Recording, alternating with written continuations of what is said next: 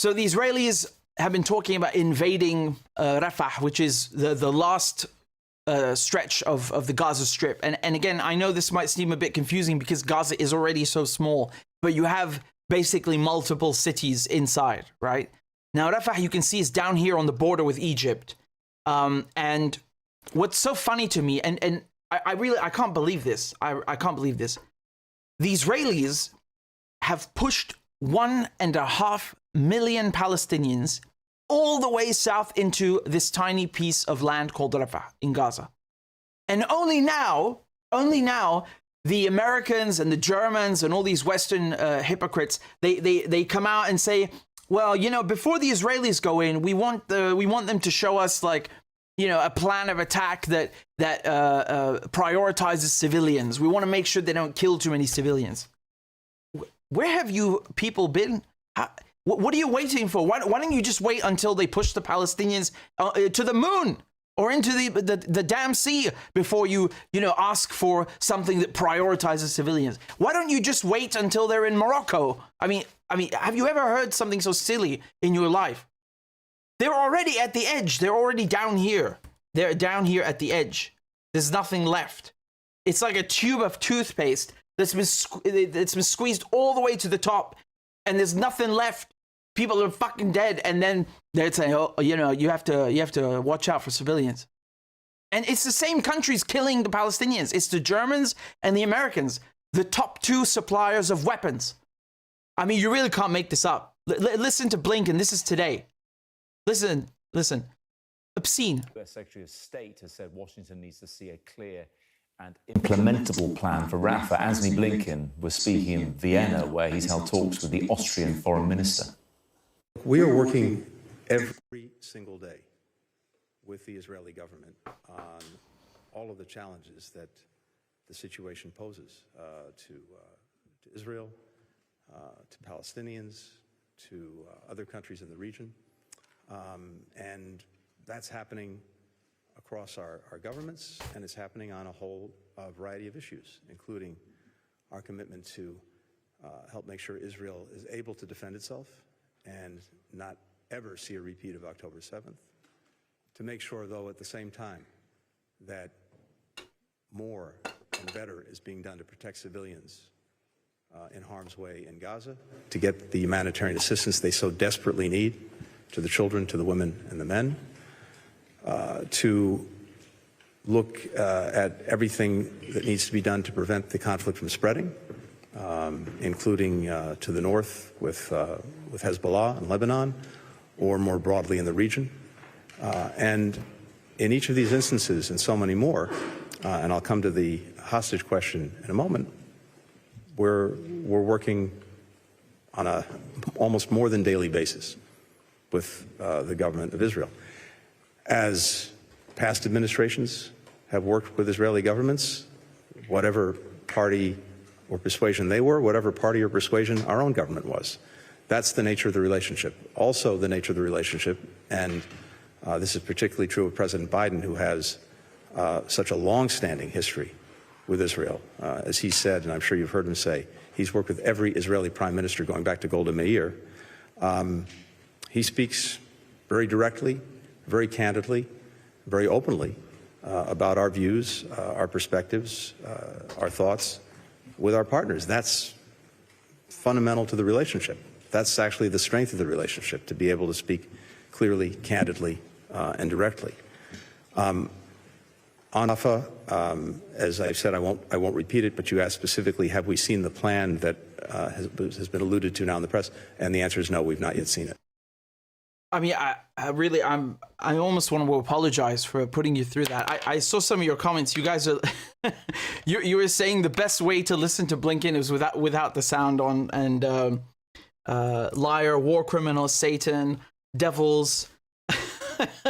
I mean, he really is. He really is a scumbag. And again, I don't just call him a scumbag, you know, for the sake of giving him crap. It's just, he is aiding and abetting a genocide. I'm sorry, there's no way around this. He really is.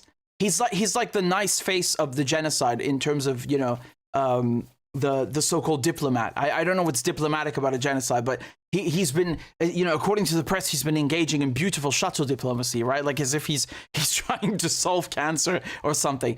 Dude, you are aiding and abetting a genocide. There's no two-sided process going on here. He acts like he's some kind of, peacemaker. It's just a slaughter. It's just a slaughter, man. I have seen images that would make you, that you will never forget, and I described them to you earlier. People who are decomposing in the street, covered in maggots. People killed just for waiting for food. Like, what am I supposed to say? Like, I have to list every massacre? I can't, because there are too many, which is the whole point. But, they're waiting for the Israelis to give them a suitable plan. I mean, Jesus, do you know what's so funny here is that the Israelis could take a napkin and say, and write "screw you" on it, give it to the Americans, and the Americans would say, yes, okay.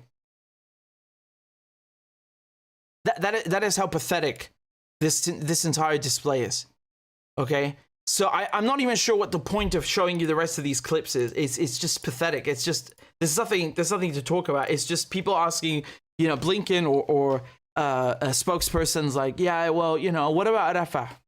Who cares about Rafah? I don't care about Rafah. You know why? Because Rafah is too late. It's too late. It's all the way down here. It's too late. Who cares?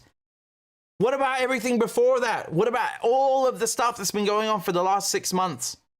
What about all the people that have been killed? What about the massacres? Again, it's too late. I can't. It's like someone is pushing a glass to the edge of, a glass of water to the edge of the table, and it's about to fall, and it's gone, tipped over, and they're saying, well, what about the water? It's gone. It's gone. You murdered 30,000 plus people. I actually think it's 40,000. Those are because they haven't counted all the missing people, the decomposing people, the people that they couldn't find, that they know were maybe wounded or killed. I mean, the figures are astronomical. They're astronomical. What about them? You can't bring them back, and you didn't care about helping them and being the countries that are supplying the weapons. The United States at several points in history, they have basically conditioned their support to the Israelis by saying, if you don't do this, we won't give you the weapons. Okay, they have done this very simple act of conditioning aid several times in history. They have done this. It's true. It's hard to believe today, but they have done it. There's nothing, especially when Blinken says, "Oh, look at Joe Biden. He is such a genocide lover. He's worked with all of the genocidal prime ministers. Back to Golda Meir." Wow. Great. Okay, so you're telling me Biden is loved by the Israelis, right? He has such a close relationship with them. Okay, great. So it should be very easy then for him to tell the Israelis, look, no genocide, or else I'm not giving you weapons. But what did he do for the last 6 months? He gave them the weapons, and he knew there was a genocide. And what makes this even more cringy, and I swear to God, this is so pathetic. You may not have seen this, but I'll show you the clip now, and it's really going to make you cringe, okay? This is Joe Biden about 2 days ago when he was in the Capitol, and he pretends as if he's been caught, like, oh, it's a hot mic moment. A hot mic moment is when a politician is recorded by a camera without knowing, okay? It's called a hot mic. And I just want to show you this clip and how, what a sleazeball he sounds and looks like here. Just take a look at this. I was telling your secretary, I was in Jordan and Israel this weekend, and just, we got to keep pushing what we're doing on the humanitarian stuff and all this stuff. So I told him, baby, don't repeat this. I said, baby, you know I should come to Jesus. Sure, just hot mic was good. That was good. we'll see you. So good. So Joe Biden is acting like he's telling Netanyahu off. Oh yeah, right. I totally believe that. I really believe that. Yeah. So what results did you produce? Oh, that's right. Fuck all. So for the last couple of months, what the press have been doing, and this is the White House working with them, the White House will let slip a rumor, it's completely made up, that, Joe Biden is trying to tell the Israelis off, but, he just can't seem to find a way to make them see the light about not committing genocide. And, they're really giving him a rough time. Are you serious? Who is giving who the weapons here? Who is giving aid to the other? Who controls the other? Is the United States dependent on Israel, upon Israeli aid or help? I mean, if you believe this, you don't understand how propaganda works. You don't understand how state media works. Joe Biden is not telling the Israelis off one bit. Neither is Blinken. They do not care about a plan for Rafah. The Israelis are going to go into Rafah regardless. It's just that they are not able to militarily now, which is another issue.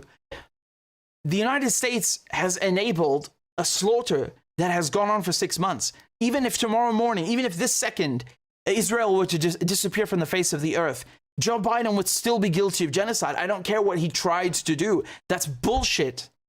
He gave them the weapons. At any moment, he could cut aid. At any moment. And how could you blame him, right? Since he's worked with every Israeli prime minister since Golda Meir, right? What a beautiful line. If he's done so much for the Israelis, then he can simply cut aid right now, and how could you blame him, right? Here, this is Netanyahu. You can see how much he cares about what the Americans think. To win this war, we must destroy the remaining Hamas battalions in Rafah. If not, Hamas will regroup, rearm, and reconquer Gaza. And then we're back to square one. And that's an intolerable threat that we cannot accept. We will destroy Hamas, free our hostages, and ensure that Gaza doesn't ever pose a threat to Israel again. We will finish the job in Rafah while enabling the civilian population to get out of harm's way. To win this war, we must destroy. I mean, I don't know what the devil looks like, but that's a pretty good impression. Here, I'll show you another thing. This is that was from 12th of March, just a few days ago. It's this week. And then today, what do we see? There's an announcement. There's an announcement from Netanyahu's office that they've taken the decision to invade. Again, you have to remember that just because Netanyahu's office claims something doesn't mean that they're actually going to do it right now or not. Some of it is also mind games directed at the military wing of Hamas and so on. That's a military thing. But regardless, I have no doubt that they will go into Rafah. And remember, it doesn't matter, how they portray this. The Israelis, let me explain something to you.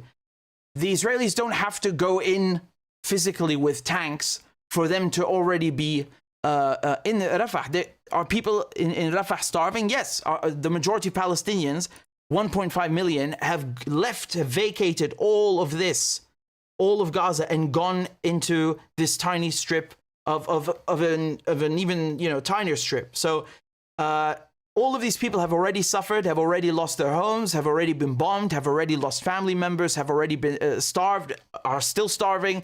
You're already, killing them. You don't have to drop additional bombs on them or go in there physically to quote unquote finish the job, right?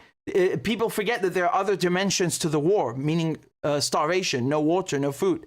So this affects everyone in the strip, especially in the north, but again, even in the south, right?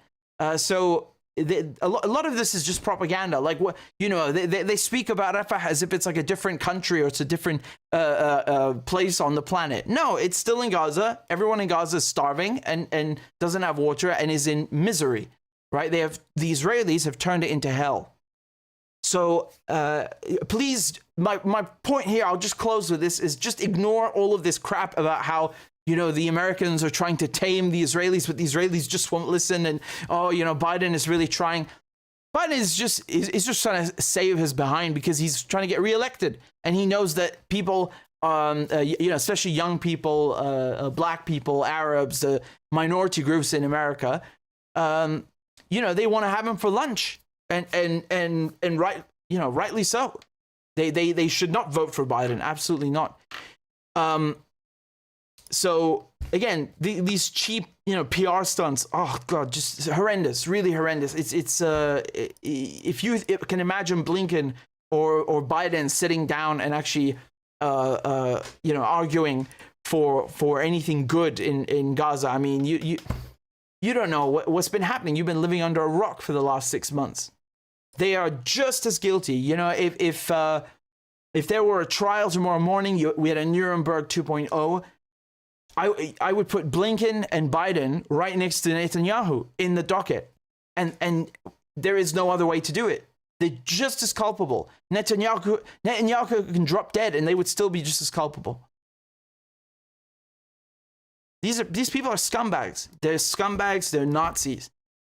Don't buy this like, oh, I'm a soft speaking diplomat, or Biden, trying to pretend he's a grandfather. These people are the scum of the earth. They're truly genocidal bastards, truly in every sense of the word.